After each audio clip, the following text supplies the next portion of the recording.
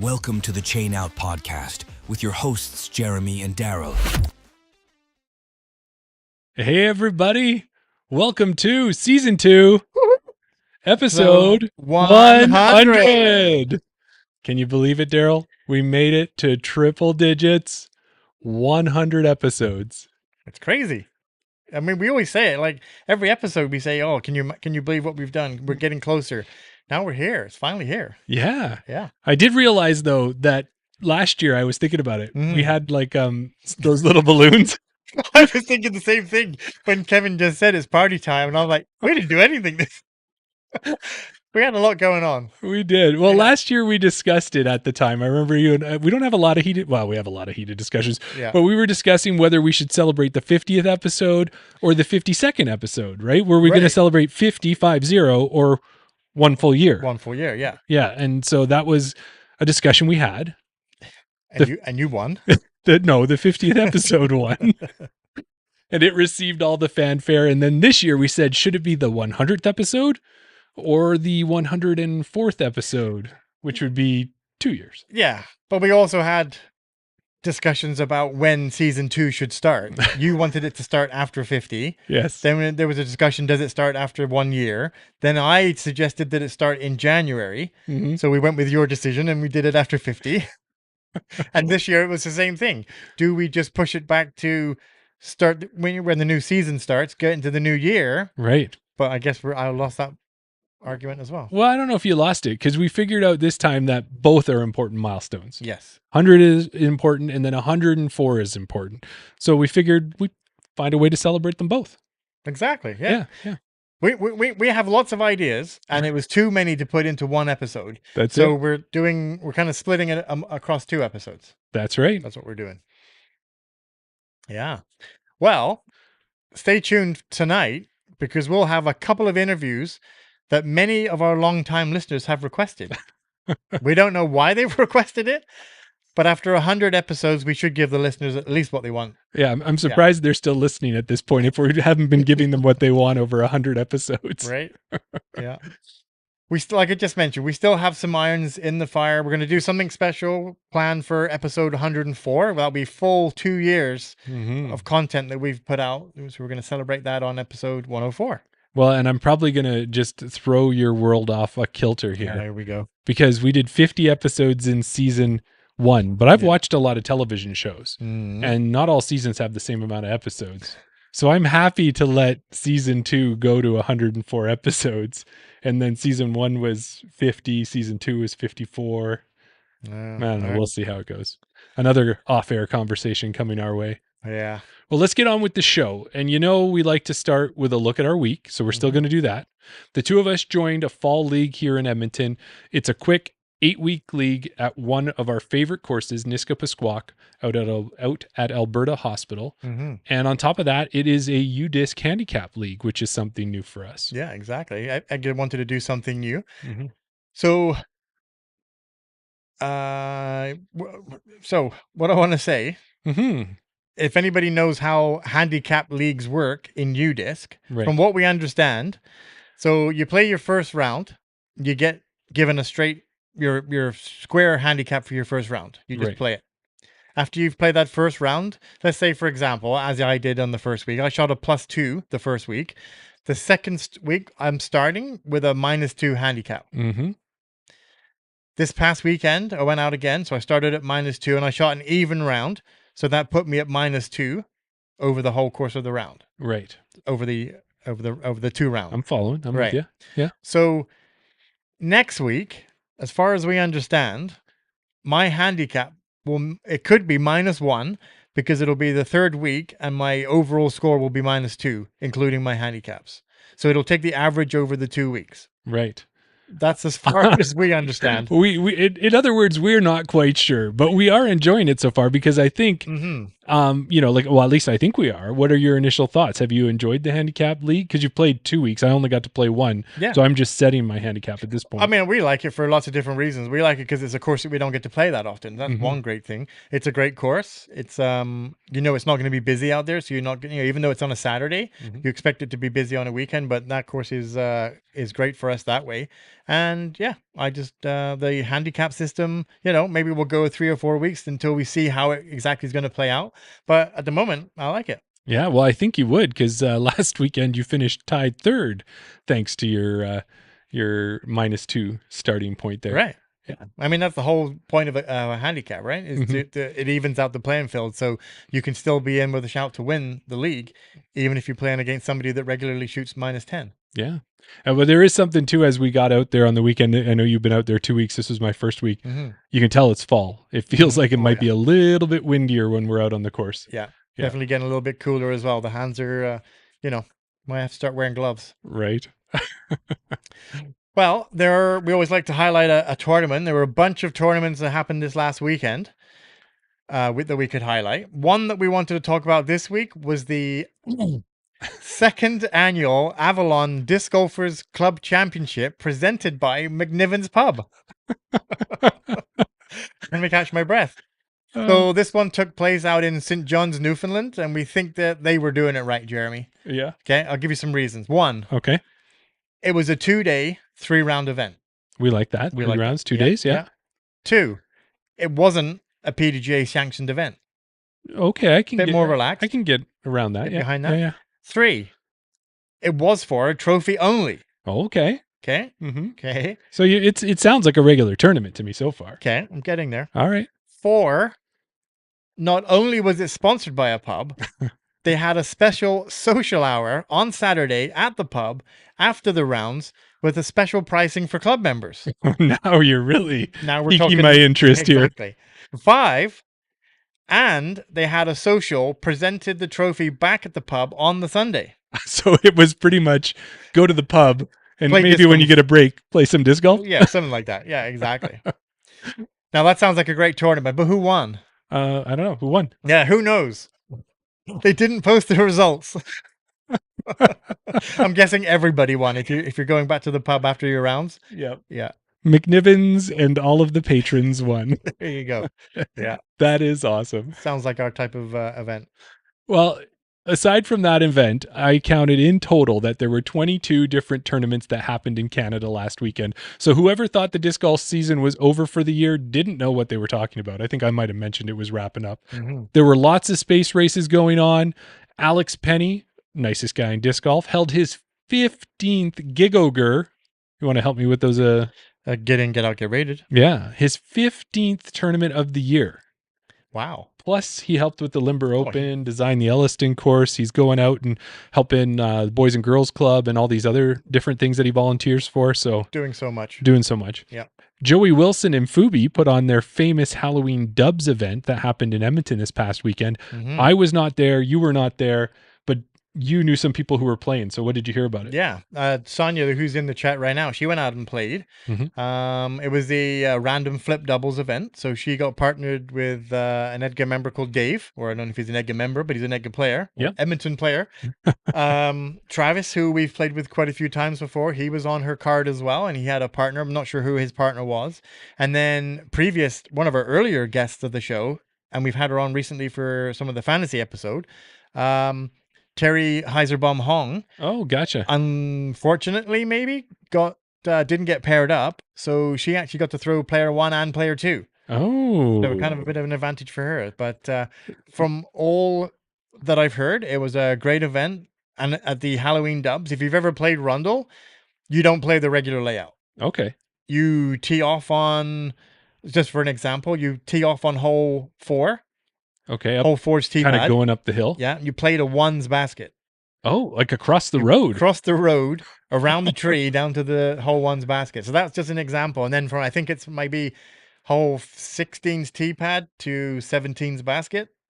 Interesting. Another path crossing. Another path. Yeah, there's a lot more different layout there. So the pictures that Sonia put out on social media was that it kind of had arrows on the fairway. So it kind of almost like the disc in the dark setup that we had. It had the lights on the fairways. And yeah, it was a good time. Yeah, and I understand too that I don't know if it was this year, but sometimes they really decorate up some of the holes. Like people really take ownership. And I know in the past they've had a basket where they have like a sweeper that goes around it. I don't know if they did that this year. I don't know. Maybe we can find out from Sonia what some of the holes were. But yeah, we know for in the past they've been dressed up for sure. Yeah. And really when it gets to the fall, that's when some of the fun events start happening. And this weekend we have our space race, which is going to be held at Hermitage Park.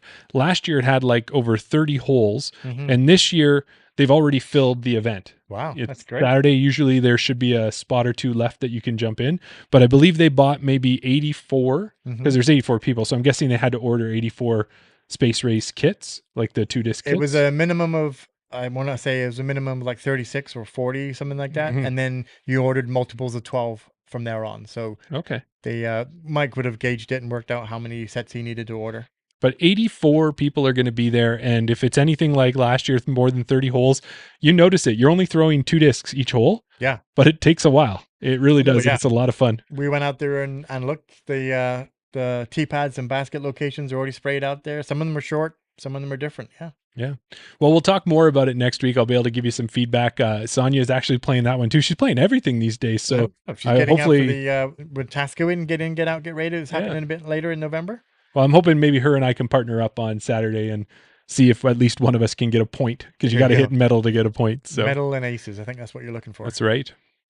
All right. Where are we at now? Yeah, we're going to go down south of the border, give a recap of the Disc Golf Pro Tour Championships. That also took place this weekend down in Virginia, out at Ivy Hill and New London Tech. Those were last year's Worlds courses, if you paid attention last year. If you remember, the Bowl Golf course with the steep green that gave some wicked rolls away. I mean, there was quite a few. There's a lot of steep fairways. On the MPO side, we didn't have any Canadians in the mix, but Calvin Heimberg took down the win. Aaron Gossage and Isaac Robinson were right there in the mix with him until the last 5 holes. But if you haven't watched it, I really encourage you to go and watch the Jomez coverage of the final round. Go and watch the back 9. It definitely gets interesting. Yeah, well, just looking at when I was kind of writing things up and I was looking at PDGA Live and looking at the scores, it looks like there were some eventful things. And you're telling us, yes, there certainly was. If you watch it on Jomez? Yeah, exactly. Yeah. It's right up there with the Holy Shot. Okay. For like intensity. Really? For intensity to coming down to the final, like I always said before, when you look at the Holy Shot, people just focus in on that one shot. But you can't do that. You have to go back 4 or 5 holes to see how it got to that point. And it's kind of the same with this. If you watch the last 2 holes of this year's, you would be like, oh, okay, well, Calvin won. Yeah. But if you go back 5 or 6 holes, you'll see it unfold and how good it was. You get to see the buildup that got it there. Hey. Yeah.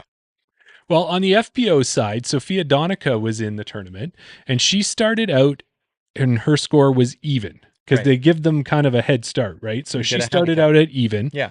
And then number 1 ranked Holland Handley, she started with a -8 advantage. So it's almost like our handicap league we were talking about. So this difference had Sophia tied for 17th before she even threw her first disc. Right. She was at the bottom of the list. You've already played a round. You're tied for 17th. The leader's at -8. Yep. Yeah. And you haven't even thrown your disc yet. Yeah. So after round 1, Sophia worked her way up to 14th place. 17th, 14th, not too bad. Yeah. After round 2, she jumped up another 4 spots to 10th place. Right. Then round 3 comes along and she keeps moving up the leaderboard and finishes T7. Wow. Now the final round comes along, and yes, Darryl, she does it again. Wow. She moves all the way up to 4th place. So she goes from being 8 strokes behind before she throws a disc, tied for 17th, the bottom place, just squeaking in. Yeah. And then she gets herself up to 4th. Wow. That's amazing. So impressive. Yeah. So big congrats to Sophia. Canada is so proud of her and the amazing year that she's had. She's done so much. She's traveling everywhere. And even we were talking about getting in touch with her, and she's taking some well-needed vacation, I think. Hey? Yeah, exactly. Yeah, definitely. Stay tuned is what I'll say. Stay tuned. Okay. Yeah. Well, that wraps up things on the Pro Tour season with one more fun event left to go. That's the 2025 Disc Golf Pro Tour Match Play Championships presented by Pound Disc Golf. That'll be happening November 7th to 9th down in Charlotte, North Carolina. Yeah. And you know what? We weren't sure what we would have. We were sure. We were sure. We were positive. Let's move on to it. Yeah, we've got somebody in the green room here, somebody that you might know, you might recognize, one of our favorite guests. Can we bring on Mr. Thomas Gilbert? We absolutely can. Oh, doing great. Good. Well, Thomas, thanks for joining us. We figured as the guest with the most appearances on the Chain Out podcast. It was only fitting to have you back on as part of our 100th episode. Yeah, thank you guys so much for having me on. I'm excited to be a part of it. Yeah, I was saying to Darryl earlier too, Thomas, I was like, you're kind of the de facto third co-host, I think, or the third host of the podcast. I mean, you're the one that takes the time and goes on vacations and stuff like that, and I'm always having to replace you. So stay tuned, Thomas. You might get you might get a contact sometime. Yeah. Well, it'd be interesting too to see what questions Thomas would ask some of the guests if he was on the other side doing the questioning, as opposed to being the one getting the questions. Yeah. Yeah, that'd be interesting. So how are you doing, Thomas? You getting ready for Ontario Provincials this weekend? Yep. Not quite yet. I'm not getting ready for it. I kind of did my preparation for it back in the summer when I was going back and forth between Ontario and the tour. Yeah. I actually haven't been able to really like play or even think about provincials until like today. I came back from USDGC and I had to do like a ton of midterms and assignments and stuff all for university, and I just did finish 3 midterms this week and a presentation today, and so like today is like the first evening that like I've had to not have to like worry about studying or preparing for some presentation or exam. Wow. Yeah, that's crazy. Have you played? You said you did some. You were thinking about it earlier when you were going back and forth. You're playing MPO. Looks like they're going to be playing 1 round at Eastview and 2 rounds at Vic Park. How do you like those courses? Good. I played Eastview a decent bit. Played it like twice throughout the summer. So got like a full run through of the layout there, like including some of the blue pads that they are adding for the MPO players. And then Vic Park, I actually haven't played since the grand opening weekend. There was like an opening event that they had there, Right. that I played in. I think was able to win, but I haven't played it since then. I think that was like 2020. 1 or 2. So I don't know if the course looks any different than it did there. I know they have made some changes to it, some tweaks, but I think like the bones of the course still are kind of like the same. So I'm relying on that because I won't have a practice round on it before Friday's first round. Is there any chance that they're going to try and? I mean, is it possible that they can try and Thomas proof it? I mean, yes, if they just like line every fairway with OB. I think that's like the best way to Thomas proof a course. That's so funny. I love it. Yeah. Good, yeah. Well, Thomas, you know that we do our fantasy A-tier pick shows, and tonight's no different. We're going to be after this show. We're going to be picking for Ontario Provincials, and we've got Tobin Isaac joining us tonight as the guest picker. Nice. Yeah, so it's awesome. Yeah, it'll be awesome to have Tobin there. And we know that you and Marty Hendel are going to be 2 of the top picks on the MPO side. Whenever the 2 of you are in the field, it's always the way it goes. But do you have any insight for us on anyone else in the MPO field or maybe the FPOs? And the reason we're asking is because we're always looking for a sleeper pick because we want to give the guests the best chance they can. So we pick someone like Tobin who has a ton of knowledge on the Ontario folks. Right. We would like an edge if we can get one. Yeah. I'd have to check the actual field again, but I'm pretty sure that Connell McLeod has joined Ontario at Western. So I know he's a very, very good pro out of Alberta, I believe. And he's going to be a sleeper pick for sure. So if he's at provincials, I don't know. I know he's at Twin Stacks, which is like in the second week of November, another big B tier that's going on here in Sudbury. Right. But I don't know for sure if he's registered for provincials or not. I would imagine so. You know what? I think I checked. I don't think he is. No. Yeah. That's too bad. Okay, I gotta say he'd be a good one. Yeah. Then I guess, who's been like really hot recently? We've got Cam Zanini, Calvin Rorda. We've got Chris Toe, Chris Brown. Yeah. I don't know why I feel like Andrew Calvin's Leyland. gonna have a sneaky good tournament. Yeah. Yeah, I think so. I don't know. Okay. I think the Eastview course layout just like kind of suits his park style game, and then I think he'll be able to like piece it together at the Vic course to have some pretty solid rounds. Sweet. Okay. All right. There Well, you go. we'll keep No one that else, in mind. Yeah. Tobin didn't hear that. Yeah, Tobin didn't hear that, right? And we already know. I think we feel pretty good on the FPO side because all of those names have been up there all year long winning events. So whether it's Jess Goulet coming out here and we got to see her, or when we were at Nationals and seeing Alex Paletto, like even the newer name, or I'm going to put quotes on that, the newer names, they're getting to be known as well. Exactly, yeah. Yeah. Well, when it comes to provincials, and this is, I don't know if you know the answer to this, but maybe you can help us out because we don't have provincials out here in Alberta at this time.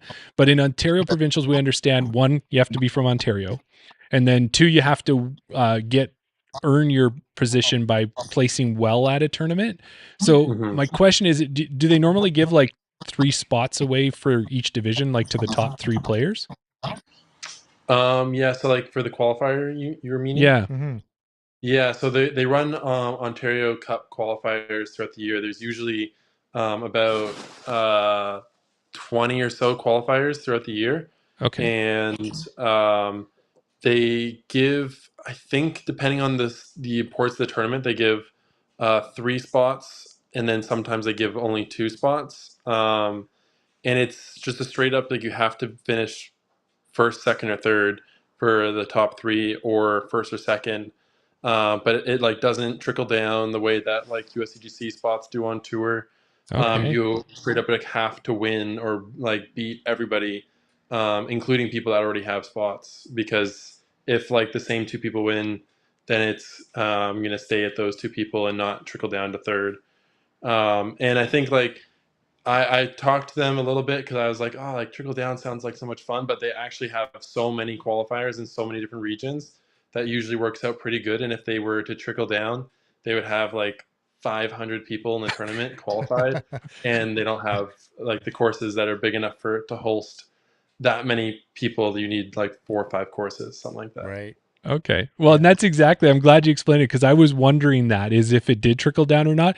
So technically, if you wanted, you could go around, and not just you, like any great player could go around in their division and just keep winning tournaments to try and make it less people that would come to provincials to compete against them, right?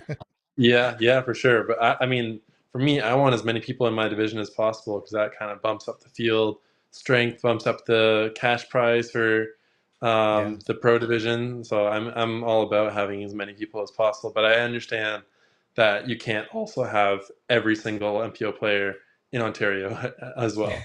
No. And we did see at Canadian Nationals, for example, what it looks like when you do have 500 people show up. It's a big undertaking. Of course, to make it work. Yeah. Well, Thomas, if we take a look back at your year playing disc golf, you've had quite the year. You played in 8 out of the 11 Canadian Pro Tour, the Canadian A tiers. You played on the Pro Tour in the States. You went to Europe. You represented Canada and Australia at the start of the year. Then you went again in China. Yeah. As the season starts to wrap up now, if you look back, what would be some of your highlights of the year? Oh, man. I think like highlight number 1 has to be going to China to represent Canada at the World Games. Like that whole experience just stands out to me, like more so than almost anything I've ever done in disc golf. Wow. It was so cool to be able to represent Canada and like go and be one of the professional athletes representing their country out there. That was just unbelievable. Obviously the A tier wins that I got like definitely hold a high like spot on my ranking of like achievements for the year. And then as well, I don't know, I'd say just kind of climbing back into my game a little bit more. I recently posted that I got back up into the 1020s, which I was incredibly proud of because it's been a long time in the 10 teens. I think I've been like 10 teens for the last 2.5 years or something like that. Right. And just to kind of finally like start piecing it together with some consistency and get back into the 1020s. I'm like hoping to kind of use that foothold and like put a like checkpoint in it so I can try to just go up from there and not dip back down into the 10 teens as much. Yeah. Yeah. Well, and you know what? We noticed that too, Thomas, was it was February 2023 was the last time your rating was sitting at 1020, and your high water mark looks like it was 1029. So do you feel your game is kind of on that upslope that you could start maybe making a run for your high water mark again? I think so, yeah. I mean, if I can continue to kind of gain the consistency. Like my putting right now is the best it's ever been. I just went and won the U.S. disc golf putting championship against like a ton of the top professionals in the tournament and like some of the best putters in the world, such as Andrew Marweed.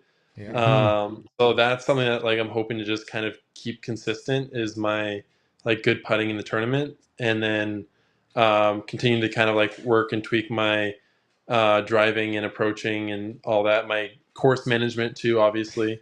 And I think that's kind of been something that I've been doing well.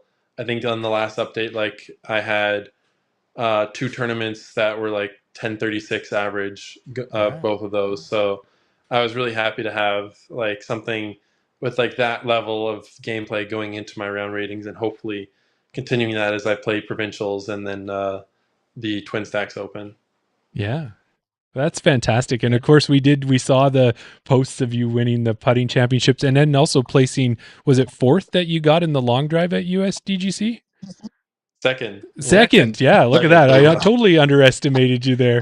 So, the game is there. It has to be when you're winning the putting against all of the pros, you're second in the long drive, it's all coming together. It's almost like you want the season to just start right away now that you're peaking here. I know. Honestly, I'm kind of like nervous for the off season just because I think like right now I'm on a roll and I'm like in the habit of playing a ton and continue to work on my game. Like my putting's at like its peak right now, and I kind of want to just like keep playing. I wish like it was April or something right now, and so I didn't have to like go through the winter. Because with me back in school full time, like as well, I won't be doing as much practice. Like I'll be doing a lot of putting and throwing into nets, but that doesn't really translate as well. And I know I had a really slow like first 2 events to the year, just kind of bang off the rest because I did a semester in January to April as well. So I'm really hoping, fingers crossed, that I like can keep it up a little bit stronger going into next season and stay like in that 10-20 zone of play. But yeah, I'm excited about the last 2 tournaments, and then hopefully worrying about that afterwards. Yeah. Yeah. Speaking of taking time off and going into the off season, when you obviously, I guess like you said, it's that double-edged sword. If you want to keep practicing, you want to keep that sharpness in your game, but also you get to a point where you don't want to fatigue yourself as well. Like during the off season, you mentioned about putting and driving into nets. Would you ever consider like taking a warmer destination vacation or something like that to maybe go back to being able to play on more courses? Yeah, I mean, here and there, like I'm kind of limited because I am back in school right now. So I like maybe have a week here, a week there. So like I Right. took a week off of school to go and play the USCGC, and then I'll take another week off, possibly even 2 weeks in like February, early March next year, to probably play the Supreme Flight Open down in Florida, and then Yeah. just be down in Florida for a little bit. I might go down there in December. There's a tournament, South Florida Open, that I have my eye on, but I don't know. Like my exam schedule, I also still need to kind of figure out to make sure I don't have exams on the same day as the tournament. But yeah, it's definitely something that I have in the back of my head of trying to escape down to a warmer climate for even just a week or two here and there. Yeah. Well, Thomas, too, we were looking, you mentioned USDGC a couple times there. And of course, that looks like an amazing course when we watch on TV and everything else. And looks like it's got to be on everybody's bucket list to play. Luckily, we had another Canadian get down there, and Noah Higgins coming down from Alberta. Did you guys get to connect at all while you were there? Or? Not as much as I wanted to. We saw each other in passing on a practice round, and we like chatted briefly in the warm-up field, but we didn't actually get to like really meet up and connect like we are able to at some of the other Canadian events that we played throughout the year. Yeah. But it was awesome seeing him down there and like getting the experience of USCGC. Like it's such an honor to even just be able to go and play USCGC for a Canadian. And so the fact that he was able to go and play his first one was so awesome to see. Well, and it really came out okay. Are you going to say what I was going to say? No, you go ahead. Oh, I was going to say that he ended up, we saw he played one round with Nate Sexton, and then he played another round with Chris Dickerson, I believe, right? Yeah. Yeah. And then he almost played with Dave Feldberg if he was still in the tournament at the time as well. So Right. Yeah. So no, what I was going to ask is you bring up a good point there about you cross paths on the practice when you're on the practice rounds and things like that. Mhm. Typically, how many? So, kind of 2 or 3 questions. How many practice Yeah. rounds do you get to do? Let's say, and it's on one course. Yeah. How many practice rounds do you try and get in before the tournament starts? I mean, every single tournament I play, I want like a minimum of 2. Like 2 is kind of my comfort of like, okay, one's to kind of get an idea of the course, and then another to solidify the game plan. Right. USCGC, like that was my 7th, I believe, USCGC.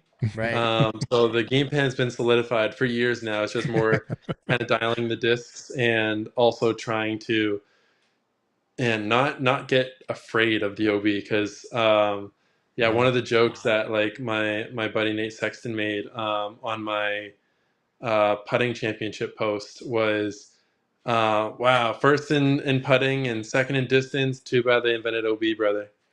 and, Right.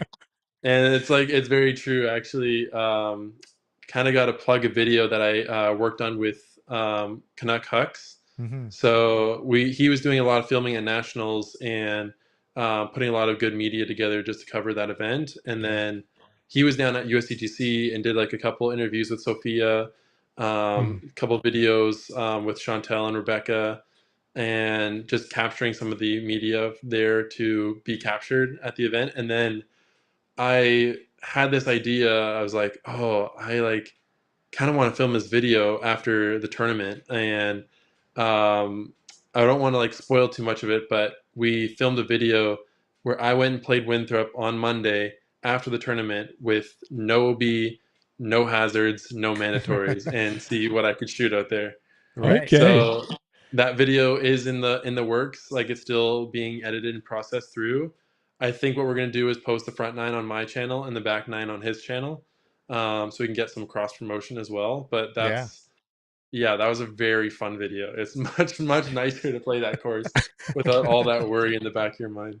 And Yeah. you know what? We know that content is going to be fantastic because we got a chance to spend some time with Jared and Jocelyn Yeah. at nationals, and they just do amazing work. And it's really good to see, yeah. you know, when we, you know, losing some of Park Pros coverage, but having more of Canuck Hucks coverage, it kind of helps fill in that gap. So Yeah. For sure. There was another part that I wanted to ask. oh, sorry. So then after you do your practice rounds, and you mentioned about not having the time to connect with Noah, like as as a sponsored athlete or whatever, you have commitments or whatever. What happens in the evenings? Do you kind of have Um, meetups and things like that? Do you have commitments that you have to take care yeah, of? here or there. So like one of the things that's amazing about the USCGC is that they have the vendor village there, and like you can go hang out, party there. They have like concerts that go on every single night Right. after each tournament. So a lot of time I was in that area and just kind of like socializing with pros, fans, like I don't know, tournament staff, all sorts of people, Right. and so that was like a lot of the evenings I spent there. I was staying like 40 minutes away in Charlotte with one of my disc golf friends that like I've stayed with there for years now. Yeah. So like also kind of like debating whether, all right, I go back to his place and just like hang out there for the night, because sometimes like I just want to get back and relax like after a long day of disc golf as well. Yeah. And then there was also just a ton of other games and things going on, like the putting championship, like the qualifiers ran throughout the evenings, and then the finals was on Saturday night, and did like the long drive and a whole bunch of other like side events. Ran a UPlay event one of the evenings as well. Right. But like it can be pretty crazy busy, like even Yeah. throughout the like duration of the tournament. So yeah, it definitely I guess. the evenings get filled pretty quick. Yeah. And I'm guessing that's something that you look for in an event, is to have all these extracurricular activities, because it just fills your time and you're not just sitting around twiddling your thumbs thinking of how many times you went OB. Yes, yeah, exactly. No, I love when tournaments do that. I like one of my favorite tournaments, and like what really got me like the itch and the want to go play more on tour Hmm. was actually the Glass Blown Open in Emporia, Kansas. now known, I guess, as the Dynamic Discs Open. But when they originally did it, they did it so incredibly well. They set up this block party. They had some social event going on Monday, Tuesday, Wednesday, Thursday, Friday, Saturday, Sunday for every single day of the event, and like the days leading up to the event. All the pros like were super involved with it. Like they all wanted to participate. They all wanted to go out. Like I remember Monday was bowling night, and I remember like Simon Eagle doing 360s trying to hit the bowling pins with discs. And there was just so many like good memories from all these social events that were planned. But then I think COVID kind of like changed the dynamic of that a little bit, and it hasn't really been like as social since. So it's awesome to see a tournament like the United States Disc Golf Championship that does bring that back and that feeling so well with the social aspect. Yeah. Yeah. Oh, that's awesome. Oh, that's great. Yeah. Well, I Go was ahead. going to say, we know that we could always have you on forever, Thomas, and we appreciate all the time that you've given us this year, because it's been great chatting with you with all your wins and, you know, kind of rooting for you, hoping that you would get all of the A-tier wins you were targeting. But, you know, there's always next year. We'll do that because you had such a amazing year as it is. We can't wait to see what you're going to do next year. Yes. Thanks, guys. Yeah. Well, we appreciate you taking the time to hang with us. Is there anything before we let you go? Is there anything else you want to shout out? No, I think that's it for now. I mean, if everything all goes well, then hopefully I'll be back on next Wednesday for the A-tier recap interview. Yes. There you go. We love it. We love the confidence there. Well, we'll be cheering you on over the weekend, and one of us will have you whoever gets first pick will likely have you on their team. Yeah, exactly. Awesome. Love to hear it. Perfect. All right. Take care, Thomas. Thanks a lot. Hopefully we'll speak to you next Wednesday. Yep. Take care, guys. Okay. Thanks. Well, there you go, Darryl. Yeah. It's always nice to have Thomas on. He's been such a great, gracious guest for us. Hey, he's always, we'll ask him, always makes time for us. And it's really appreciate it. Yeah. Really like, it's so good to hear that he has a sense of humor. We kind of joke about it, and he's even joked about it, about going OB and like things like that, he's got the longest drive, and obviously we know he's good at putting, and if you just take out that OB on these courses, then he'd be the next world champion. That's it. And I didn't, with this sense of humor and stuff, we didn't test it yet with him on the show. Maybe that's for in the next 100 episodes. Okay. We throw out the Tommy G and see what he thinks. Yeah. Okay. You could say that. There you go. Well, Darryl, that's one interview down. That's one interview down. We talked about doing a few of them. We might only have time for one more today. We can do it. We'll see. But if we do, maybe what we'll do is we'll let our listeners tell us if we should do another one after that. Let's get to it, and then we won't have to. All right. So how's our guest doing? Are they in the green room? Are they here? Is the next guest up? The next guest, hang on, let me just scroll through. See if they're there. Can you check your stuff there? Yeah, we got them. We got them ready. You do. Okay. Well, let me take a look here and get myself all prepped. Are you ready to go? You want to put the camera on me? Yeah. Okay. Okay. Go for it. Well, our second guest has been a PDGA member since 2023. Within one short year, he picked up his first career win. At Canadian Nationals this year, his PDGA rating had him ranked 49th in his division, but he managed to cut that in half, finishing 24th and shooting a 904 rated event, 43 points above his rating.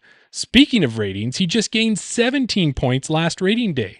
Besides disc golf, he's been known to brew beer, rock the turntables as a DJ, host a successful podcast.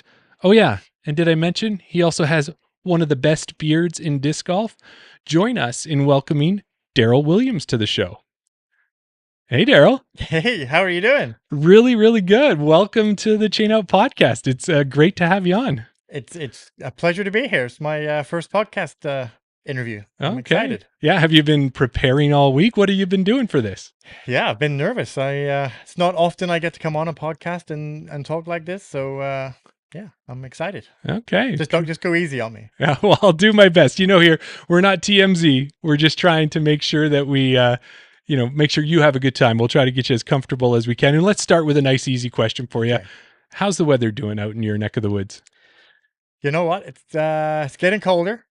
There's no leaves on the trees here anymore. They've not turned color. They've fallen off. They're on the ground. Gotcha. Yeah.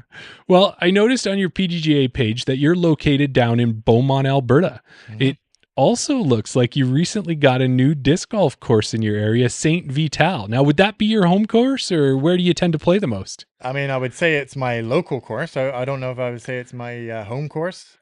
Maybe I'll get out there and play a little bit more in the winter when I just need to get out and do one of those 9-hole activity rounds just to keep my streak going. But no, probably Rundle Park is what I would class as my home course. Okay, yeah, Rundle. I've heard of that one. I think that one's been around quite a while there in Edmonton. Now, you mentioned U-disc or streak, I guess. Are you trying to chase a U-disc streak? Where are you sitting? No, I'm not too concerned about the streaks. I think I'm at 32. I'll keep it going until it gets cold, and then if I miss a week, I won't really care about it. Well, you just mentioned there's that short little course nearby. Maybe you'll be able to keep that one going through the winter. We'll see, hey? This is the first year it's been active, so you never know. Well, there you go. Well, here on the Chain Out podcast, we want to know how you got into disc golf, but we don't just come out and ask you. We do it a little bit differently. We come up with an elaborate origin story based on a movie that may or may not align with your own story. Okay. So our listeners try to guess the movie. You get to sit back and enjoy. Nice. And after that, we'll find out the true story. So if you're ready, let's get to it. Go for it. Okay. Well, maybe when you were younger, you grew up in jolly old England. You dabbled in a lot of different activities to make a buck. Everything from, or maybe it was make a pound, I can't remember, but everything from slot machines to unlicensed sporting events. You and your best... Oh man, I love these stories. You and your best mate were known as Cornwallis and Gromit. You wanted to build your empire, but you needed a home base. You caught wind of a deal out at a local car boot sale. There was a guy there who would give you a trailer if you could throw a frisbee that his dag, his what? His dag couldn't catch. You thought this was a smashing idea and decided to give it a try. You ripped an in of a shark for the first time and you were hooked. That disc flew so far that the dag didn't have a chance.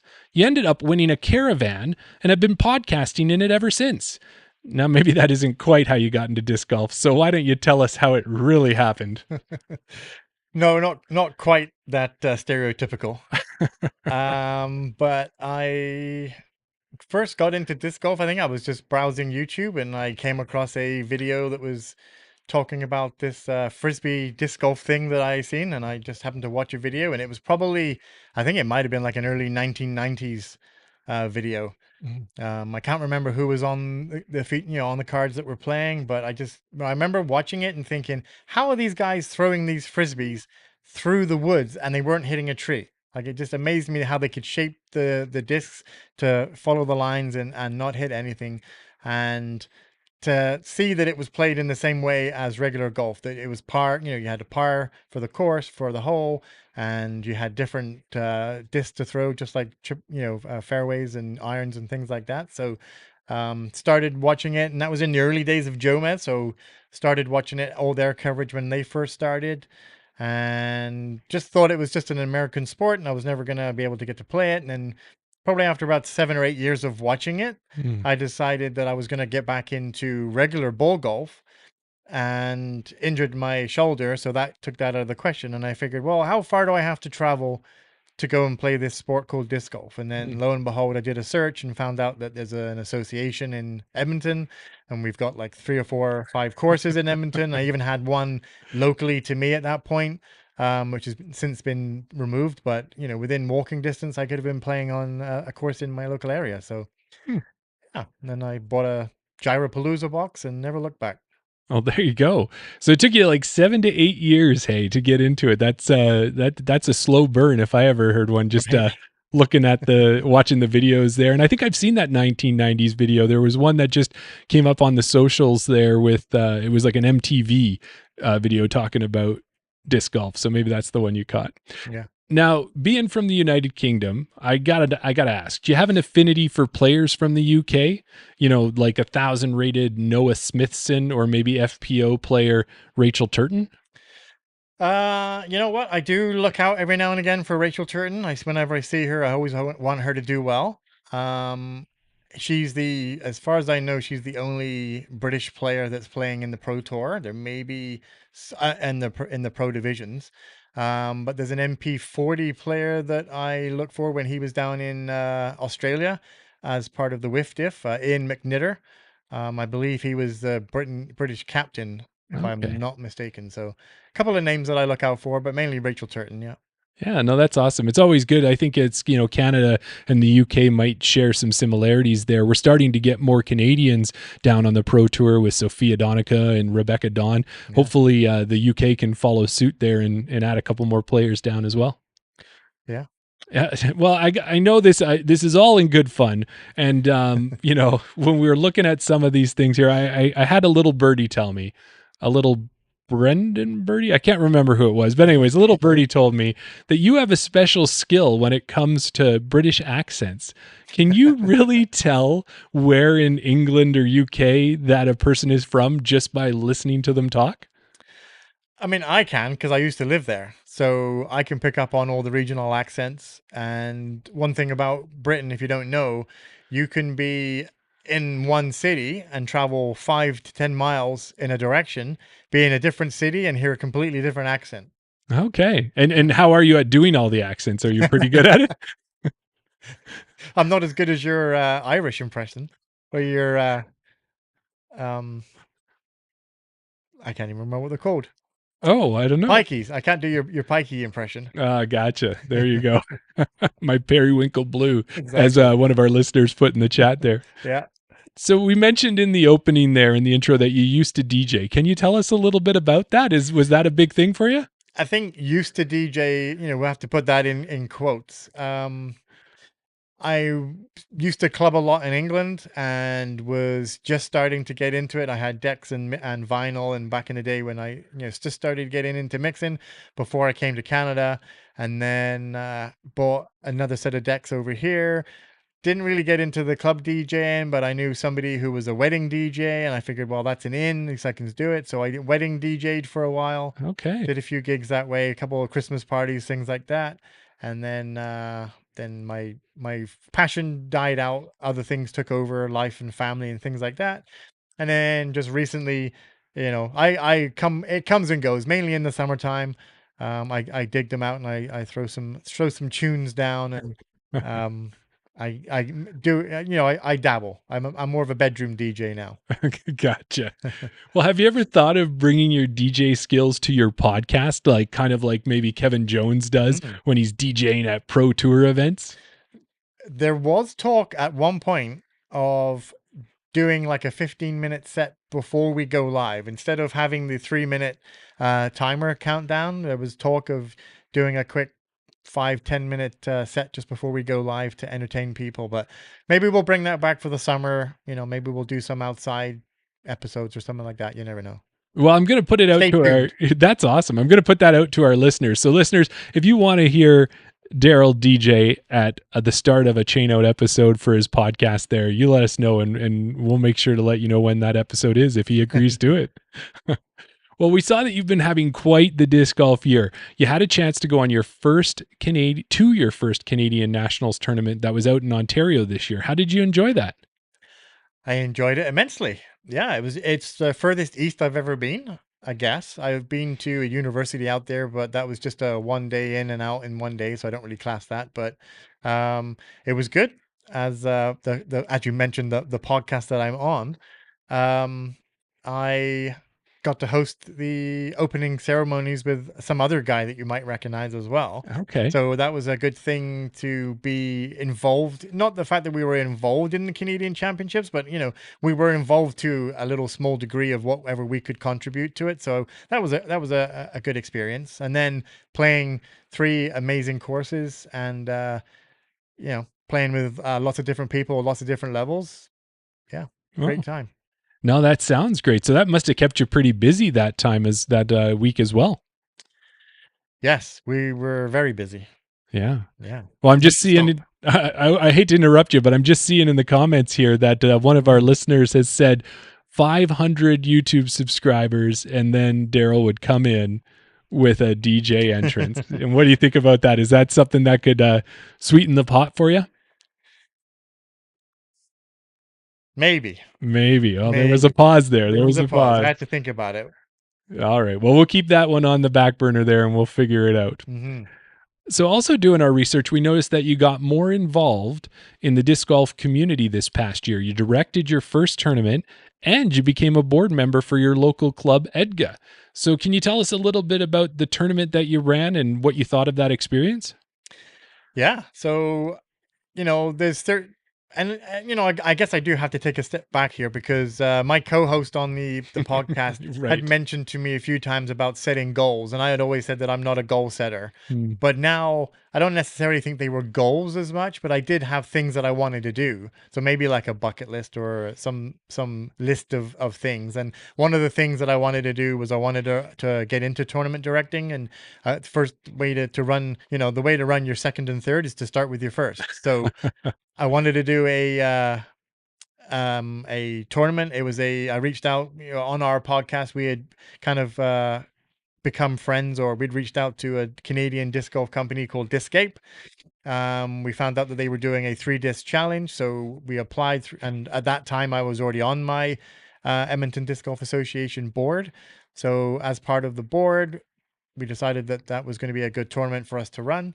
I reached out, we got the disc, we got everything set up. And so, yeah, I ran my first event, 3-disc challenge, learned how to organize everything in disc golf scene, and then with UDisc to get everything up and running on tournament day.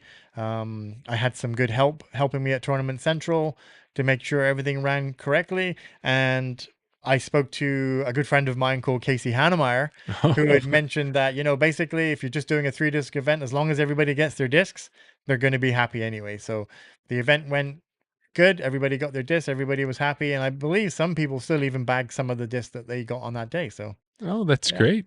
Well, I had heard about Discape, one of the Canadian disc golf companies. You got Daredevil out there, you got Discape making things happen. So interesting that you picked them. There's a lot of different 3-disc challenges that you could have participated in, but it seems like you're really big on supporting Canada and disc golf in Canada.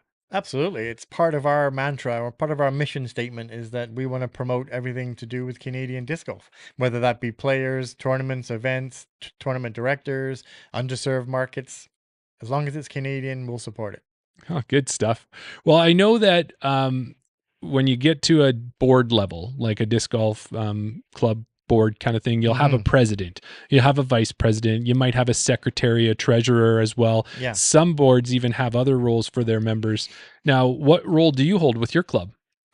So I'm a communications member at large. Basically, what that entails is I organize the newsletter, I send out the newsletters, and I run the social media. Make sure we take a lot of photographs and videos on tournament days. Then post anything to our social media, which at the moment is just Instagram and Facebook.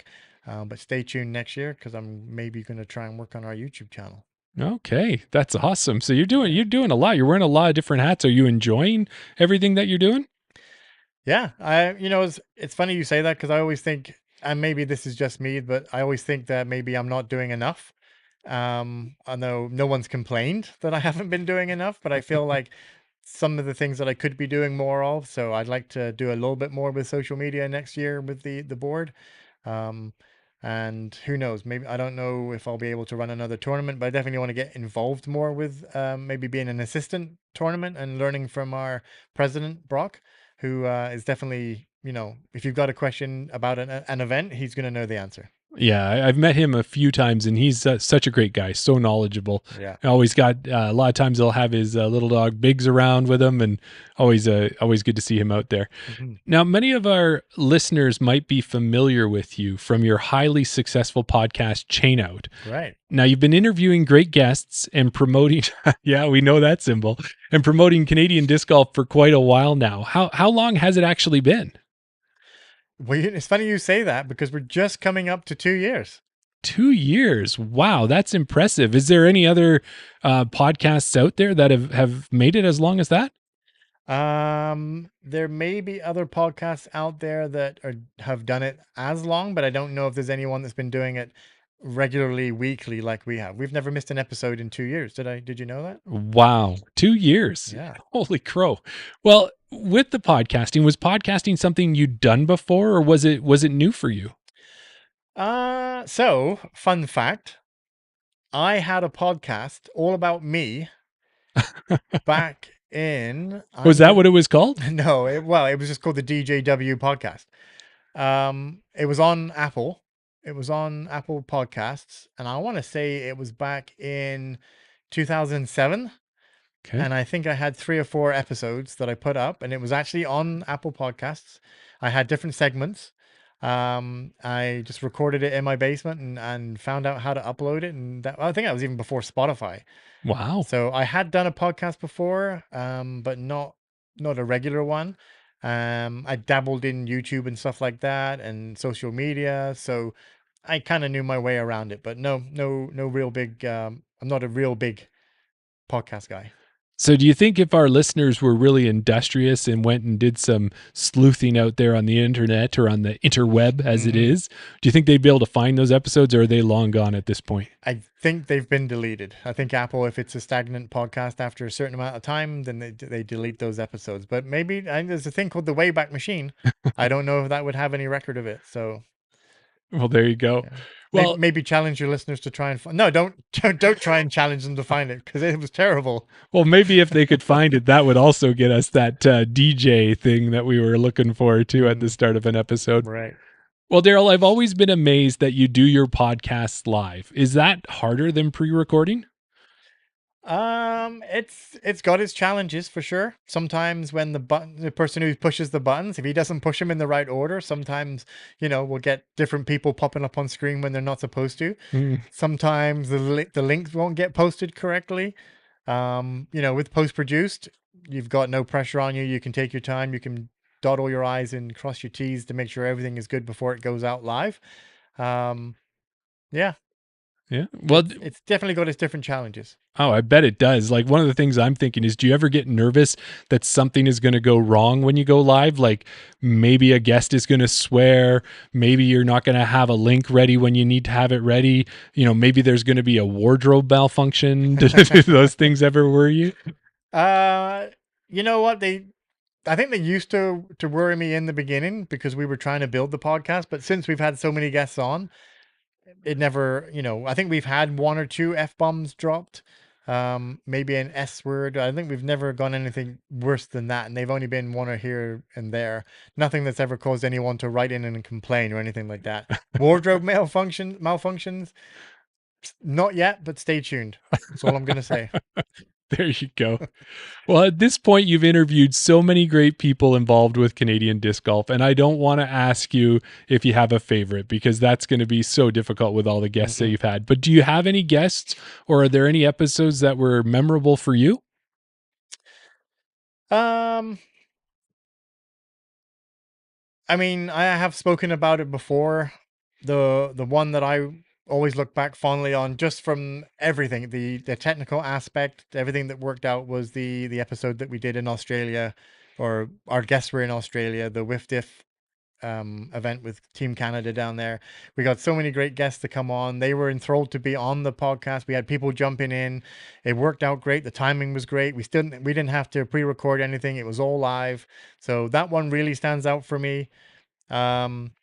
In the beginning, when we did used to pre-record them, I kind of miss those days, because we did, there was a lot more.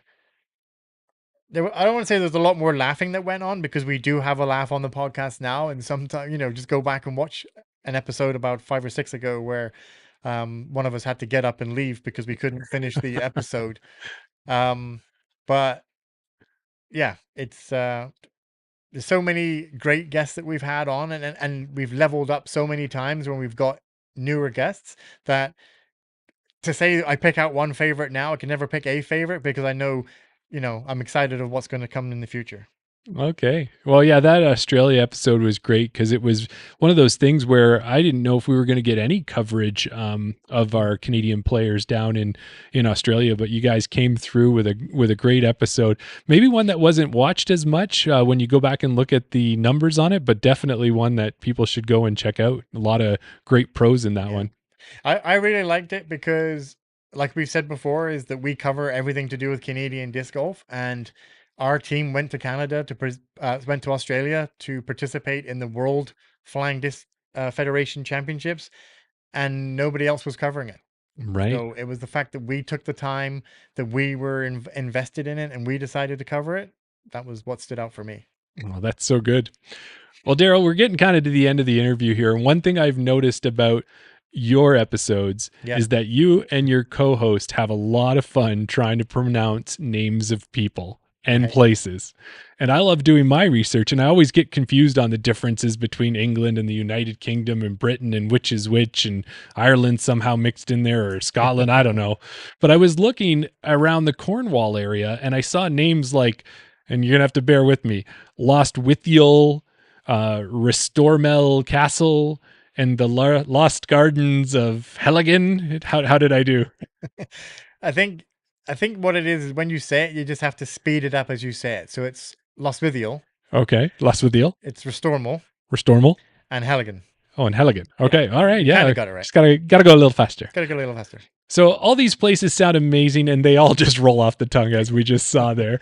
The one that stood out to me the most with this was this archipelago called the Isles of Scilly. How did I do on that one? The Isles of Scilly. Yeah. Isles of Scilly. Yeah. It's known for Cromwell's castle and for this archipelago being made up of over 200 islands. So speaking of islands.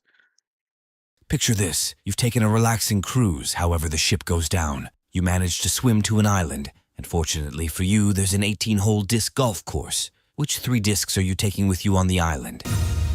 So here we go. This is one of our most popular segments on the show. It's called Desert Island Discs. And imagine this. You're sitting in a little old rowboat and you're going to try to go from those archipelagos on the Isles of Scilly back to the mainland of Cornwall, but the winds pick up and things happen. You know, you might pass out. Who knows? All of a sudden, you wake up, you're miles and miles away. You're on some island, and luckily for you, because you never leave in a rowboat without them, you have your 3 favorite discs with you. When you end up on this island and you're stranded there, waiting to be saved, what are the 3 discs that you're going to bring with you? Wow, that's interesting. I don't think when the guy does it on my podcast, he doesn't give it that much of a length of introduction. So that's good. So on this island, is it, what type of island is it? Is it a windy island? This always makes me and my co-host laugh about this, is when our guests come through and they kind of want to, like, this is a fictitious island. It's any island you want it to be. So it could be windy. It could be whatever you like. Right. Do I have to pick a putter, a mid-range, and a driver? Well, you can pick any 3 discs you want. We had one guest pick Firebird, Firefly. They broke the mold a long time ago. Okay. So I think I'll stick with tradition. I will be picking. Well, let's start at the top first. I'm going to be picking my Innova Halo Star Turn. Okay. That's my distance driver. A little bit understable. I can get a full S flight out of it. I'm hoping there's no wind on this island, because if it gets windy, that thing's turning over and is never coming back. So it's going to turn. It's going to turn. I know, it's got a great name. 12.5 -3.2, I believe, or -2.2, but I'm going to go with my Innova Halo Star Turn. I did do a 1 disc challenge and I took a Thunderbird, but I'm not going to take a Thunderbird, even though that is a great disc to do everything. But I'm going to be taking I'm going to take a Vinomacula Star T-Bird. Okay. I do like a T-Bird. I have T-Birds in quite a few different plastics. And then do I go for a putter or do I go for a kind of a mid-range? Yeah, this windy island that you've been telling me about. Yeah. You know what? I'm going to take my throwing putter. So I have recently been putting with zeros from Innova. For people that don't know, I just throw exclusively Innova for self-imposed reasons. But I used to putt with zeros. I've been trying to change my putters because they haven't been working. I've been trying to feel out other putters. But my throwing putter, I'm going to go with an XT Invader. Okay. There you go. There you go. So if we recap that, we've got a G-Star Turn, if I remember, a Vinomacula T-Bird. A Halo Star Turn. Halo Star Turn. Okay. Vinomacula T-Bird. Star T-Bird. Star T-Bird. And then an XT Invader. Yeah. Well, I know we on a podcast we had talked to Rebecca Dawn at one point. She was a big fan of the Invader there. So those are some great discs. The fact that you even know the plastics there, that tells us you're really experienced when it comes to those Innova discs. Now, we're going to put a twist on it for you, though. Oh. We got a little twist to this question. Okay. So now you're on that island, and of course there's a disc golf course on that island. Maybe you didn't think there was. You were just going to throw discs at trees. Who knows? But now we're going to add to it that there is a disc golf course on there. It's any disc golf course that's out there in the world that you can find. Are you bringing St. Vital with you, or what disc golf course are you bringing? If I was bringing St. Vital, I'm not bringing my turn. I think I just need the Invader. Okay. This is a tough question because do I go for a course that I've played and I know I like playing and I can play good at it, or I'd like to get better at it, or do I play a course that I've never played and it would be a fun course to get and play? I could say Maple Hill. I could say the one that's on top of a ski lift that has 2 or 3 or 4 different layouts, because that will keep me busy. Mm-hmm.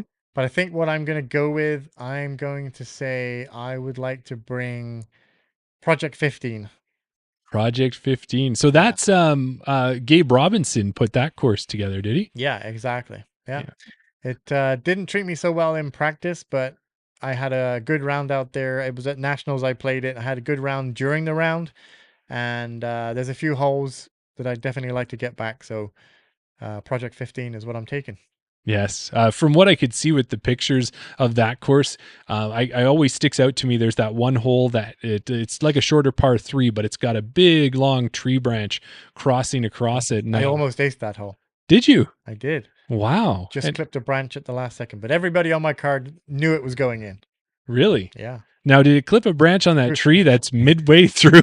Who are you looking at? Just looking for help from above. Okay. So yeah, I was going to say, did that disc that you were throwing on that ace run, did it hit that main tree and then it still looked like it was going to go in? I'm just curious. No, in my head, I was throw it under there's, like you said, the main limb that comes over. In practice, I had thrown it over and hit it and did everything else. But in the round, I was saying to myself, make sure you throw it under the branch. Throw it low, throw it under the branch. Yes. I threw a Wombat 3 on a little bit of hyzer, got it to flip up. It started to drift to the right. It made it actually went over the branch. So even trying to throw it under, I still managed to throw it over. It was drifting to the right. It just caught a branch and it was just on its way to fade back just to the basket. If it caught a branch and then it ended up maybe 15 feet to the left of the basket. Okay, well, that's amazing. That would have been such a great addition to the story with everything else you had going on at that Nationals event to come home Apparently, with an I ace. was the highest rated Alberta player there, but that's just hearsay. There you go. Humble guy too. I've noticed that as well about you when we've had you here on the podcast tonight. Mm-hmm. So, Darryl, we enjoyed having you on the show. You've been a great guest. We as in me and the mouse in my pocket. Right. And before we let you go, we wanted to give you a quick moment. If you had anything you wanted to shout out, anything going on, or anybody you wanted to shout out, this is your time. Oh, who do I want to shout out? Well, I should shout out my co-host for making me have a podcast and make it last this long. And shout out my parents. And hopefully one day I'll be able to say I'm a sponsored player, but we'll see what happens with that. But no, thanks for the listeners to watching this drivel. Hopefully you've been hopefully you've enjoyed it, and maybe we'll do another one another time. Yeah, well, we really appreciate all the work that you're doing with your podcast and with your local club. I'm planning to be in Edmonton in the area this weekend. So, you know what? Maybe we could meet up for a round at Niska or something. I'd love to play with you. Yeah, I'll keep a lookout for you. If you're there, I'll be available. Okay. Well, thanks a lot for joining us. Thank you. Well, hey, Darryl. Yeah. You know what was interesting is I used to watch this show. It was called Pokeroo. Okay. Oh, Polka Dot Door is what it was called. Okay. And it had this character, Pokeroo. Mm-hmm. So there was one person, Jeff, and then another lady on the show. Right. And the two of them would do the show. I think it was public broadcasting, so it was maybe not a lot of money in there, couldn't hire a lot of people. Right. But what would happen was Jeff would leave for a moment. And when Jeff would leave, all of a sudden this person dressed up as Pokeroo would show up and do all these crazy things with the lady, and then would leave. And then Jeff would come back and she'd be like, you just missed Pokeroo. Right. And it really feels like this episode, you just missed the great guest that we had on tonight. Right. It was kind of a Pokeroo moment for you. Well, Kevin King in the chat says, my sister had nightmares about Pokeroo. Pokeroo, maybe what we'll do is in a socials, we'll put a little post up for anybody who doesn't know who Pokeroo is. Yeah. But Pokeroo was definitely a scary looking mascot. Okay. But yeah, it feels a little bit like that. So you just missed our interview with this great guest. Yeah.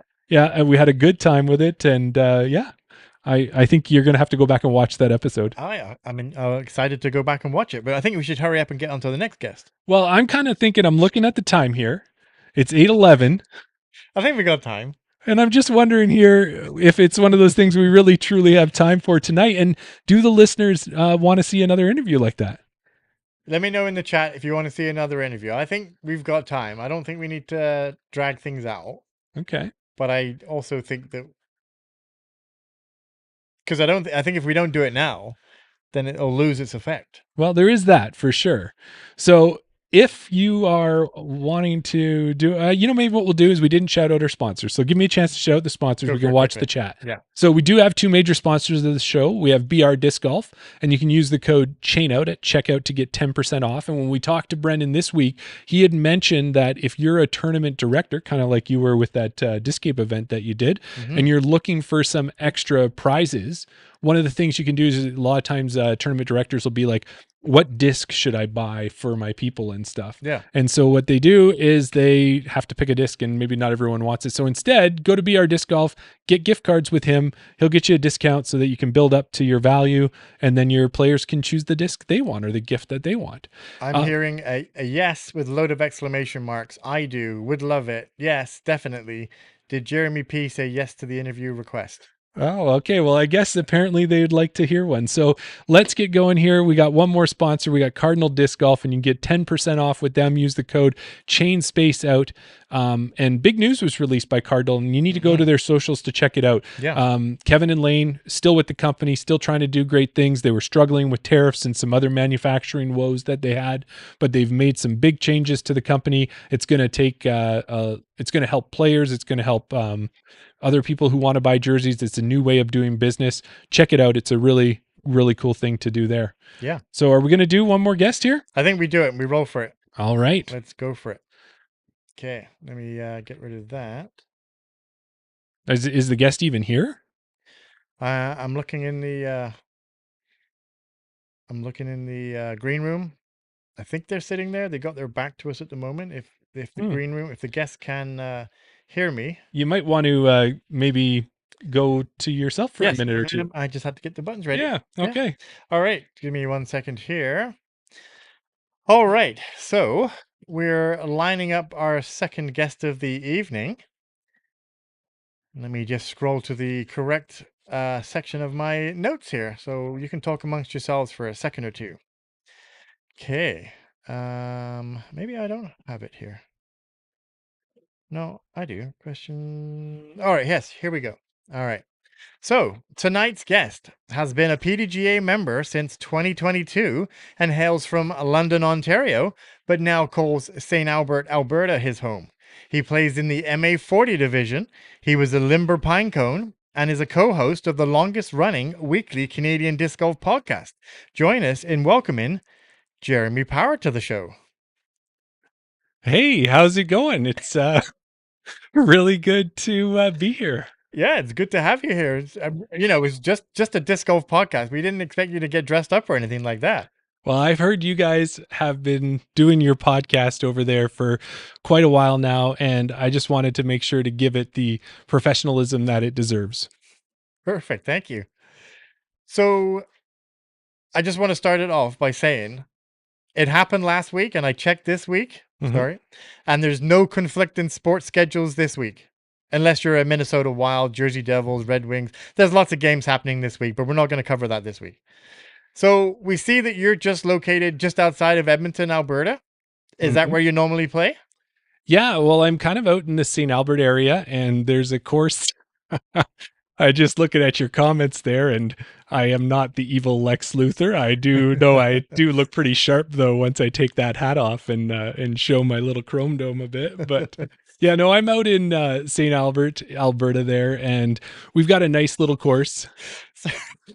Sorry, we got a message from Doc Zen who says, can we stop the podcast for like 2 minutes? I can't breathe. I'm laughing so hard. Well, one of the things is I really try to please when I get onto if my Yeah. first podcast. I would hate to have disappointed anybody on it. Yeah. But yeah, getting back to it, I'm out in St. Albert. There's a course there, a 9-hole course called Langholm, right close to my house. I get a great chance to head out there and play it pretty often. I'm running a pretty good U-disc streak, and partly because I've got this nice 9-hole course there for me. Right. You said it's a nice course. Like, what type of course is it? Well, it's kind of just beyond maybe a pitch and putt. Like you could go out there with a putter. We've done some 1-disc rounds, but if you bring out a putter and some mid ranges, you can really have a good time. There's some cool shots there. The local designer Nick Legault had put into it. So you've got some forehands, some backhands, and some trees in all the places you don't want trees. So a good little course. Right. Yeah. So one thing I wanted to ask, we normally ask our guests when we first get them on here is, so what's the weather like out where you are right now? Because I played yesterday, and believe me, all the leaves are gone off the trees. Makes it good if you shank your shot through the trees, but it doesn't make it so easy if you're trying to find your disc. Well, fair enough. And I know you're a little bit south from where I am, so it might be a little bit warmer for where you are than it is where I am, but it's definitely, yeah, we're feeling fall up here. It's getting cold, wind's picking up. It's you know what? You learn really quickly when the wind picks up what a disc does. You throw it in a headwind, and I've never paid attention much to wind, but I'm starting to realize I'm going to need to. There you go. Yeah. Well, it's become a bit of a running theme on our podcast is that when we start, we like to give our interviewees the infamous origin story segment. We come up with a fictitious story about how you got into disc golf based on a movie. This one's a little bit long, so you can sit back and enjoy. Our listeners can guess which movie they think this is. It's pretty much a bit of a giveaway this time because I had to put it together. Here we go. I've heard about these. I'm really excited to have one done for me. Right. You want to know how it started? The real story? It wasn't in a sunny field with rainbows. It was dark and stormy night. It was just Mr. Body, a humble sound engineer, hired for a one-off gig at a mansion so large it had its own fairways. The client was a mysterious figure who gathered 6 of the most notorious rule breakers in disc golf. You were in the lounge. There was Colonel Mustard, who never used a mini, just flipped his disc from the lie with a smug, "Jolly good." Professor Plum, a skeptic who argued the 30-second rule was a social construct. Mrs. White, the etiquette coach, who would conveniently forget to count her own strokes.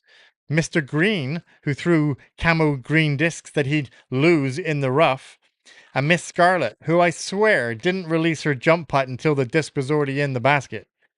Our host revealed his plan. He was the last PDGA official, and he was going to publicly ban them all. He had the evidence, and then the lights went out. A scream, a terrible thwack, a sound of cracking plastic. When the lights came on, Mr. Body was dead. On the floor beside him was the weapon, a 5 putter, so drab and grey it was practically invisible.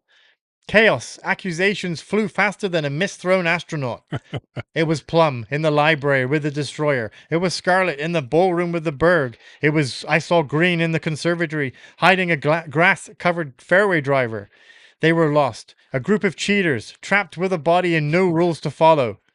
That's when you saw it. Your moment. You stood up, holding the drab, guilty Phi. "Everyone shut up," you said. "This ends now." You laid out the new rules, we'd hide the body, and you would use your audio skills to create a new podcast, Chain Out, to expose their crimes, but as a bit of a comedy. And in return, you would become their arbiter of the sport, the new PDGA. You picked up the Phi. Rule 1, you will use a mini. Rule 2, you will release your putt before your feet leave the ground. Rule 3, you said, holding the putter up with disdain, "We are painting these discs neon pink, blue, and sunshine yellow. This concrete gray menace is over." They agreed, desperate for order, for color.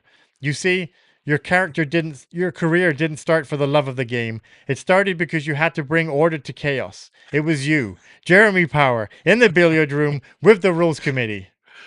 And the sport has been played beautifully, fairly, and vibrantly ever since. Now, maybe that isn't quite how you got into disc golf. So why don't you tell us how it really started? Well, I am amazed. That origin story that you are talking about there, it sounds amazing. I don't have a clue what movie it is. I'm really not sure on there. Right. But you hit a few marks there with the phi, that's for sure there, and you got the astronaut, the misthrown astronaut. That's a good one too. But yeah, I can't wait to see that movie. I think just as I'm seeing your listeners talking about here, is they really got to make that one and keep Tim Curry in it. How did you get into disc golf? Oh, you want to know how I really got into disc golf? Sorry, that's what I'm looking at. Okay, well, it was back in the 1990s when I was first exposed to disc golf. I was out in Vancouver. A buddy of mine was getting in there. He must have watched that MTV movie show or report that was out there at the time. But at that time, I was into mountain biking. I was into snowboarding. I wanted to be in extreme sports, all of that type thing, plans to take over the world, all that. And disc golf just didn't fall into it. So years passed. And then all of a sudden, just after COVID, at that Langholm course we were talking about earlier, there were some orange buckets hanging in trees. These were these orange Home Depot buckets, and I'm going, what the heck is going on? Why are these buckets hanging from trees? I didn't pay it any mind. Weeks went by, we kept walking by this park, and then all of a sudden these metal baskets came in, and it was like a flash from the past. I remembered that time I played disc golf back in the 90s and said, Jen, this is what this is. This is disc golf. So we went out, we got, probably like you've heard 100 times, we got some Frisbees. We took them out to the course, we threw them, and sure enough, right after that, I was hooked. I wanted to go out every weekend, and that was part of our Saturday coffee routine, was grab our 2 Frisbees and go out and throw at the course. Well, we always like to want to know those first 2 Frisbees that you got. Do you still have them? Well, yes, and it's funny at the time. I've learned a lot more since I've been into disc golf, but my family used to call my one Frisbee the $1 million Frisbee type thing because I ended up paying $20 for this Frisbee from Canadian Tire. You couldn't believe it. It was this Aerobie with this rubber edge, and it was the fanciest Frisbee any of us had ever seen compared to the dollar store ones we'd normally throw. So that was the one I started out with, and still to this day, it's one that my wife will use from time to time on the course, and it's great just for playing catch with. But that was my first Frisbee. Right. As for my first discs, that's a different story. So do you remember your first discs? Yeah, my first discs is there was this store in my area in Edmonton called Gander Disc Golf, run by this great guy Calvin. Fantastic store. At the time, I didn't know any of that. I just walked into a disc golf store and I said, I want to buy a 3-disc pack. And they had it all figured out. They said, you know what? Go back to this back wall, and there's putters, there's mid-ranges, and there's fairways. Pick one off each shelf, whichever one you like, and you're going to do way better than buying a 3-pack. And it's, go about that. So I ended up picking up Sensei, I think it's a Discmania Sensei. I got a Hex, and then the third one I got was a River. So from all accounts, from what I know on disc golf now, those are 3 great discs to pick up. They'd had that wall figured out. Yeah. Those are great discs. Mm-hmm. Well, when we looked at your PDGA page, we've seen that you've been a member since 2022, but your first sanctioned tournament listed on PDGA is in 2023. Mm-hmm. Now, people that may know you, maybe we've talked about it before, know that your second tournament was the Tournament Capital Open, a pretty big tournament for your second tournament. But do you remember? So I got a couple questions. One, do you remember what your first tournament was? Mm-hmm. And then bonus points if you remember what division, where you placed, and what your rating was, and what your score was at that first event. Oh my gosh. I'm sure I've blocked all of that from my memory. I'm just going to play with the listeners you've got here a little bit, but I remember that first tournament being the Clark Kent Invitational, where I was out to get everybody. No, just kidding. My first event was Tundra Toss. That part I can tell you. That was a ding ding. That was there. A C tier in Edmonton, just 2 rounds on one day. Pretty cold day. I believe I don't know if it was MA4 or MA3 that they offered, but I played in one of those 2 divisions. Okay, yeah, it was MA4.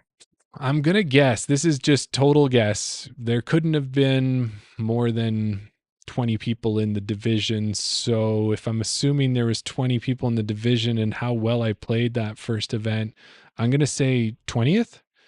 No, I believe there were about 12 or 13 people in the event. I didn't check, but you finished 10th. Oh, okay. Yeah, 10th. Do you have any guess what your round rating was? Well, I'm sitting in the mid eights right now. I don't know. Could it have been like a high 700 round? Is that what I shot? Or It was a 760. no, that's not high. Well, it's in the top half. Okay, there you go. And I'll tell you, you scored plus 16 over 2 rounds, which is kind of amazing because you scored plus 8 the first round and plus 8 in the second round. Well, nothing but consistent. Exactly, yeah. Now, in that first year, you played 6 events. Do you remember all 6 events? Oh, man, you come out with the hard-hitting questions here on the I like podcast, to hey? test your memory. All right, well, let's see. We already know 2 of them. Yeah, we had the Tournament Capital Open. That was the second one I did. I know that I played in the Battle 6 tournament that year. Yeah, that's 2. I believe I had a friend come out and caddy for me at the Edmonton Open. That's 3. So I do remember that. Oh, wow. I played 6 tournaments that year. You did. Could I have played in Athabasca possibly? Would you remember what the tournament was called? Oh, man. Athabasca is a place. Yeah, no, there's a I'll give Rocky Fairways place up there. I'll give you Tundra Toss as well, so that's 4. Okay. So you Yeah, got the 2. other 2 I don't know. So what it was the Hidden Gem.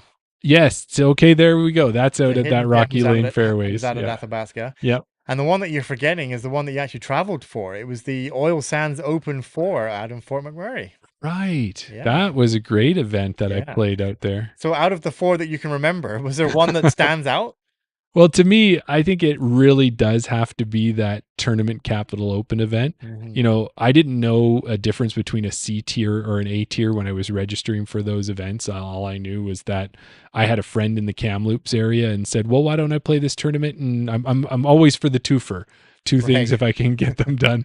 So I was able to go out, visit my friend in Kamloops and play in a tournament. And I got to see, like, I want to tell you, there was 64 or 58 people in my division at that tournament.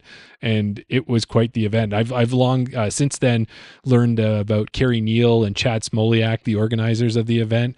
And they're just amazing people. And right from there, I knew I was hooked on these tournaments, especially ones run so well like that one. Right. Well, that was your first year. Now moving across to your whole career that's been spanned over 3 years. So in total, you've played 23 events. Oof. Do you, out of those 23 events, and obviously we talked about TCO being a standout one in your first year, but out of those 23 events, do you have a favorite tournament that you can look back on? Well, looking back on it, you know, there's a recency bias that I went out to Ontario and played in nationals this year. Right. 4 great courses, amazing courses: Newcastle, Project 15, Cedar Creek, and Oatgoat. Like they're fantastic. But if I'm going to try and keep it a little closer to home for Alberta, then I would say the 2 times I've gone out to Falcons Flight. You know, first time was really good. I had a good buddy there with me. Second time I had a good buddy with me there too. So it's hard to pick between the 2, but Falcons Flight, I would have to say. Right. Now, I'm not one to really set goals for myself. I have things that I want to do, but if they happen to come into fruition, I know you're kind of a goal setter, and I know somebody had spoken to you earlier on in the year, and you had said that one of your goals was to make it somewhere along this year was to make it onto Chase card of an event that you were going to be in. Yes. Did you happen to make that happen?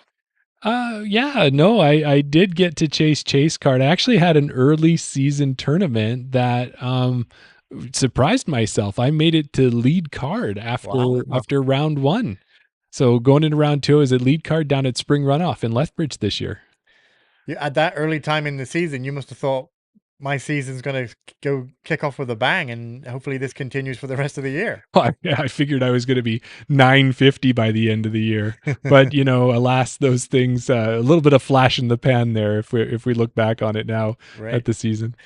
Well, you know, I'm hosting a podcast right now. Me and my co-host were lucky enough to go out to Ontario to play in the Canadian National Championships that happened out there. Now, I know that you've been lucky enough to play in 2 Canadian Championships. You want to tell us some highlights from each one of those? Okay, well, the first Canadian Championships I did, I went out to Clearwater, BC. and the area is beautiful. We played on a ski hill, we played on a golf course, just fantastic. Didn't get a chance to see all the waterfalls there, but Park Pro put some amazing coverage. I got waterfall views there. Right. But not only did I get a chance to go out there to these amazing courses, I got to meet some of my new favorite Canadian pros. I got to meet Colleen McInnes coming out from Ontario. I met Sophia Donica, Thomas Gilbert. It's funny, you talk about like famous movie stars and everything like that, and other sports players, hockey or whatever it is. I don't get too starstruck by anything like that, but when it came to the disc golfers, I was, that was a big deal for me. So now on our podcast we do a Canadian fantasy league where we cover every Canadian A tier across Canada that happens. If you were to be on a podcast that also covered Canadian A tiers, is there an event that maybe you've covered that you would want to go and play in?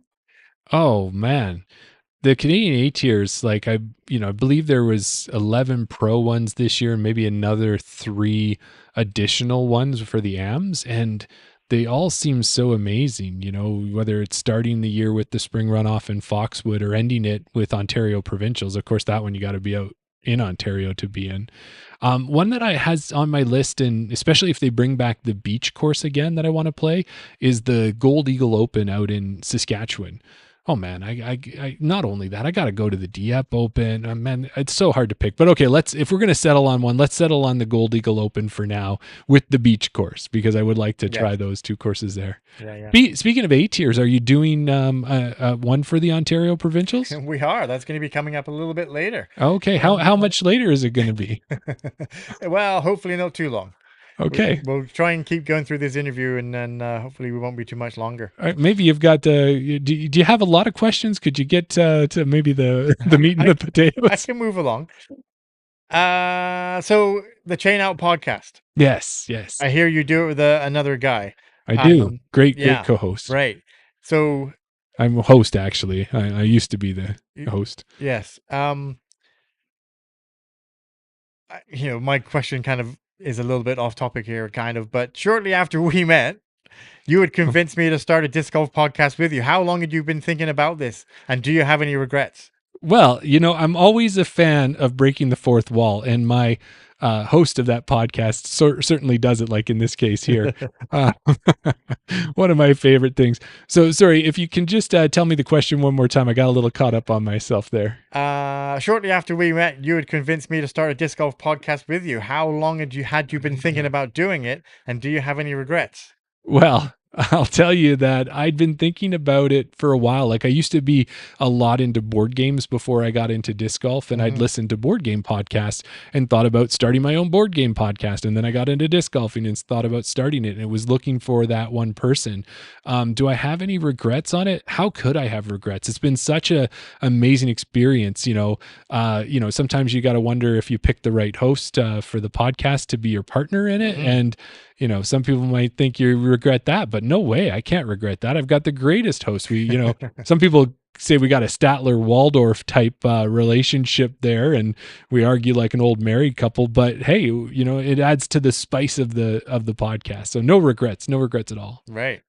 Looking back at the vision that you had in your mind before it came to fruition, does the podcast now look like anything like you imagined?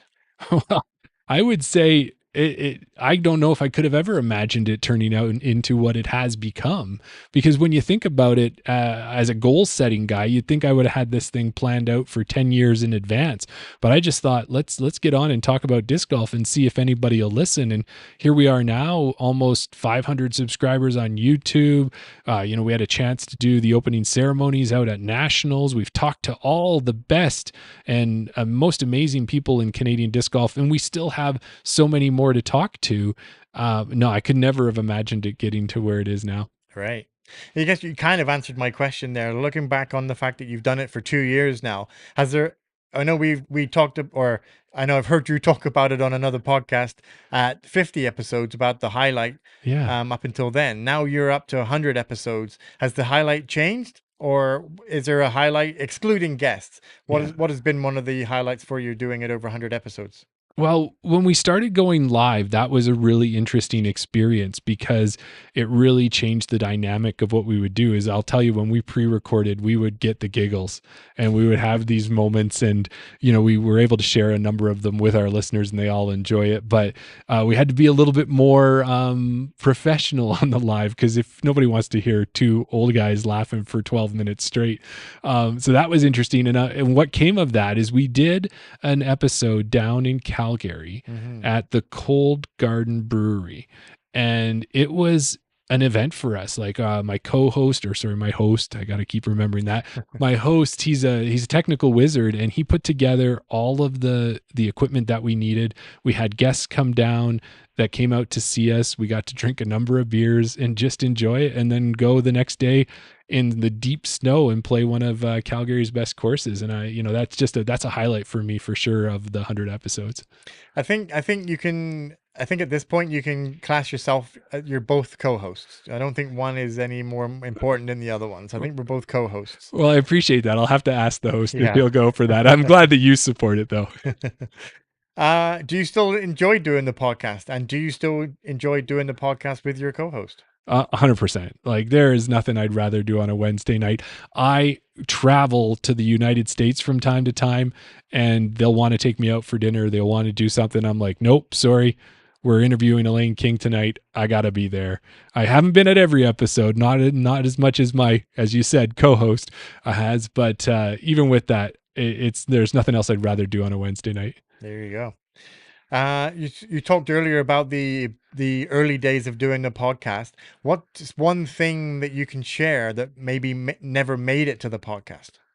Ooh, that's a great question. Something that never made it to the podcast. Has there been any ideas that you've had and maybe they just didn't work out, or maybe a guest that you wanted to have, or maybe maybe you don't want to call anybody out, but yeah, we've had some guests who we haven't been able to get on, but it's just a matter of time. I think sometimes they don't realize what I think we're doing for Canadian disc golf, and hopefully they'll come on. But I'll tell you what we did, and we had some success with. It's not quite the podcast per se, but just us doing some other filming. Was we did a Rundle Park walkthrough, which is a local course, and it got some really good traction there to get views and such. And we did one on Hermitage, which is another local course, and it never made it to the finished product, I would say. So it's one of those things where I think I'd like to revisit that one, because it was part of what we do that is kind of cool. It's a thing that people can see. Hey, I know those guys, and hey, they're doing a course, and I'm going to go play that course. I think that's a cool thing, and I'd love to do some more of those. Yeah, I've seen that video, and it's a really good video. And like you said, it helps for people that maybe haven't played it before. Yeah. Where do you see your podcast chain out in the next year, maybe next 5 years? Oh, in 5 years, I hope we're still doing this. I hope we're celebrating, I guess that'd be the 250th episode or something like that. By that point, it's hard to even imagine 100 that we've gotten to. So I hope we're still doing it. I hope we're going strong. I hope we're having a lot of fun. Our listeners are enjoying it. And, maybe we're mixing in new ideas and trying different things and just having fun. That's the biggest thing. Maybe by then you'll be at 500. Yeah. Okay, one last question for you. What's one part of the podcast that you'd like to improve? One part that I'd like to improve. Yeah. Well, you know what? It's probably critical about myself is sometimes the stuttering and the stumbling. I think I laugh a lot, that type of thing. But maybe that's part of what people enjoy. But I'd like to improve that. We're always looking to upgrade our setup and things like that. Maybe make it so that we can actually have a guest in studio. Right. That would be something that would be really cool if we could set that up. If they could see what it looks like from the other side of the camera, or from the camera side, I guess. Yeah. No, that's interesting. Doc in the chat says 5 more years of the podcast or finally defeating Superman. Well, I've got some kryptonite in my pocket. Yeah, there you go. So as you and your co-host sit aside the table for 100 episodes doing that podcast, sometimes I guess you get along and you have good episodes. Sometimes maybe on your other podcast, Around the Basket, you disagree and then you have really good episodes. But those times that you and your co-host disagree, you're trying to make your point, does it feel like sometimes that you're on an island all by yourself? Speaking of islands, Now it's time for desert island discs. Picture this. You've taken a relaxing cruise, however the ship goes down. You manage to swim to an island, and fortunately for you, there's an 18-hole disc golf course. Which 3 discs are you taking with you on the island?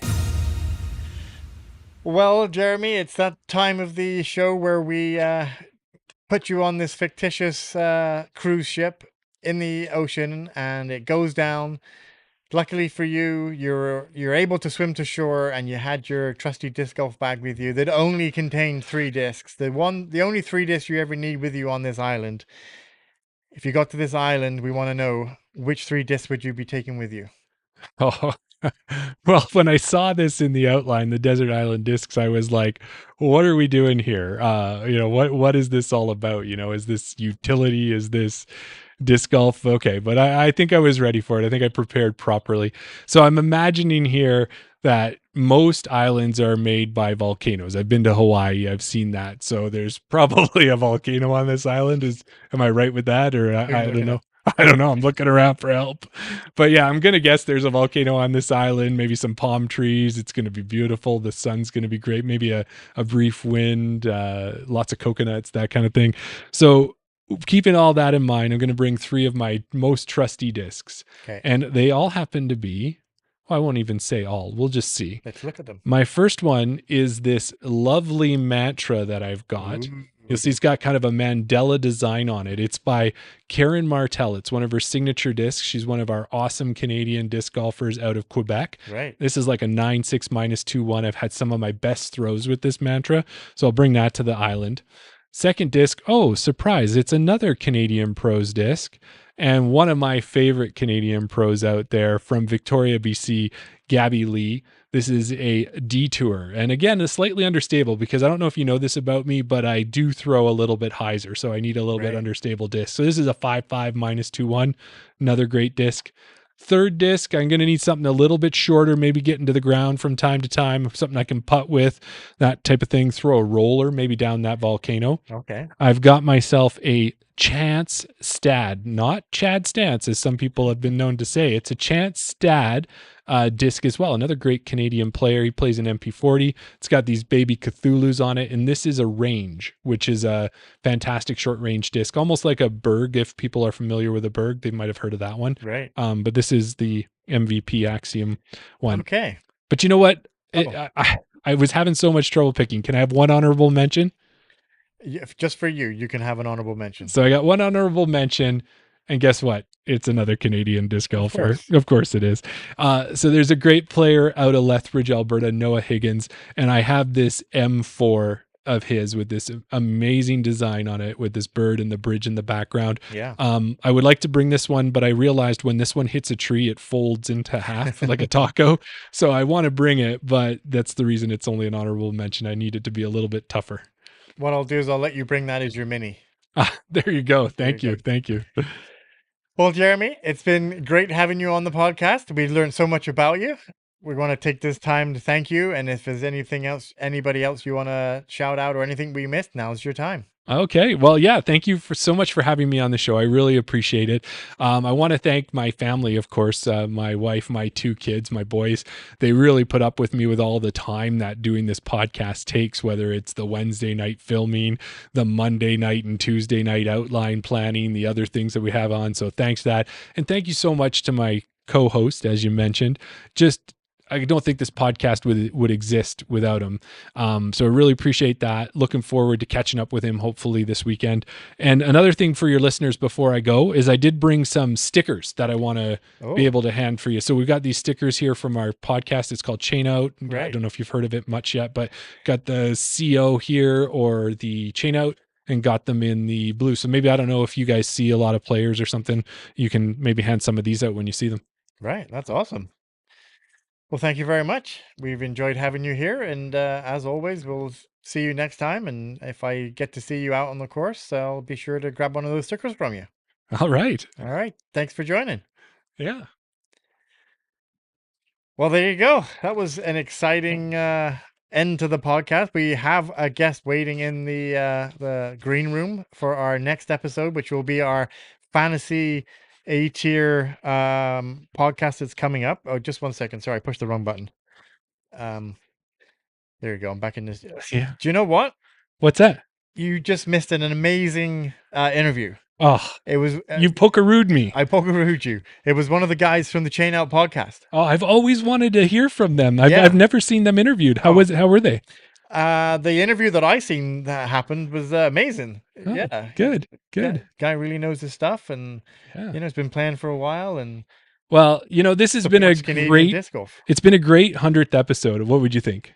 Oh yeah, Yeah, I hope our listeners have they enjoyed it. I think they've enjoyed it. They've been commenting in the chat. They've been laughing.